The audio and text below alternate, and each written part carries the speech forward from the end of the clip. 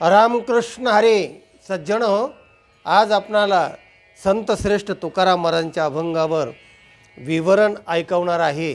मनाचे कान करून ऐका. चित्ते प्रसन्ने भुवनम प्रसन्नम, चित्ते विषण्णे भुवनम विषण्णम. आणि म्हणून चित्त प्रसन्ने प्रथमम यतस्व. चित्त प्रसन्न ठेवण्याचा पहिला प्रयत्न करा. चित्त जर प्रसन्न असलं तर सगळं प्रसन्न वाटतं, आणि चित्त जर विषण्ण झालं, दुःखी झालं, तर सगळं दुःख वाटतं, बाहेर सगळं दुःखी वाटतं. म्हणून चित्तावर, मनावर संतांनी फार मोठा भर दिलेला आहे. त्यालाच अंतरंग साधनं असं म्हणतात. मन, बुद्धी, चित्त आणि अहंकार ही अंतःकरण चतुष्टय म्हणजे आतले हे 4 ज्ञानाचे साधनं आहेत. त्यात मन हे प्रधान आहे, आणि नंतर चित्त आहे, नंतर बुद्धी आणि अहंकार वगैरे आहेत. तेव्हा तुकाराम महाराज म्हणतात की चित्त जर स्थिर असलं तर काय होतं आणि काय करा, ऐका. चित्त समाधाने, समाधाने चित्त समाधाने. चित्ताच्या समाधानामुळे तरी विष वाटे सोने, बहु खोटा अतिशय जाणा भले सांगो काय. अति लोभ केला, अति स्वार्थ असला की माणसाला तो खोटा असतो, दुःख देणारा असतो. आणि म्हणून तुकाराम महाराज म्हणतात, काय सांगू तुम्हाला, तो सगळा खोटा व्यवहार आहे. कारण तुम्ही अति लोभ करता. अति सर्वत्र वर्जयेत. अति लोलुपता वाईट आहे. 3ऱ्या चरणात महाराज म्हणतात, मनाच्या तळमळे, तळमळे मनाच्या तळमळे. मन का जर तळमळायला लागलं ना, तर चंदनेही अंग पोळे. मनाच्या तळमळे. मनात का जर तळमळ सुरू झाली, विरह झाला, दुःख झालं, तर चंदन जरी लावला अंगाला तरी अंग भाजून काढल्यासारखं होतं, अंग पोळतं. शेवटी तुकाराम महाराज म्हणतात, तो का म्हणे दुजा उपचार पीडा पूजा. मनाच्या तळमळे. तो का म्हणे दुजा उपचार पीडा पूजा. जो मन तळमळणारा माणूस आहे ना, तळमळ करणारा, नको त्याचं चिंतन करणारा, असा विक्षिप्त चित्ताचा जर माणूस असेल, किंवा प्रत्येक मनुष्य असू शकतो, म्हणून त्याच्यावर महाराज प्रहार करताना म्हणतात की अशा माणसाला पूजा जरी त्याची केली, काहीही उपचार केले, तरी त्याचं अंगातला जो दाह आहे, मनातली तळमळ आहे, ती कमी होत नाही. आणि म्हणून अनेक विरहण्या, अनेक अभंग संतांनी केलेले आहेत.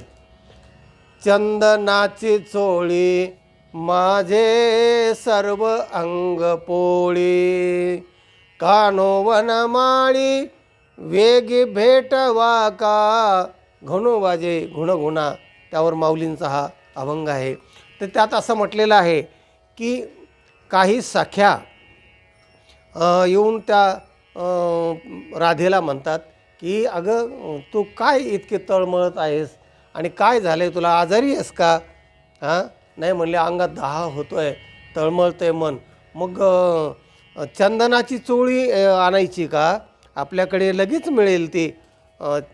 ते म्हणले, चंदनाची चोळी माझे सर्व अंग पोळी, कानो वनमाळी वेगी भेटवा का. चांदव चांदणे चाफे वो चंदनू. चांदणे असू द्या, चंदन असू द्या, देवके नंदनो विन नावडे ओ.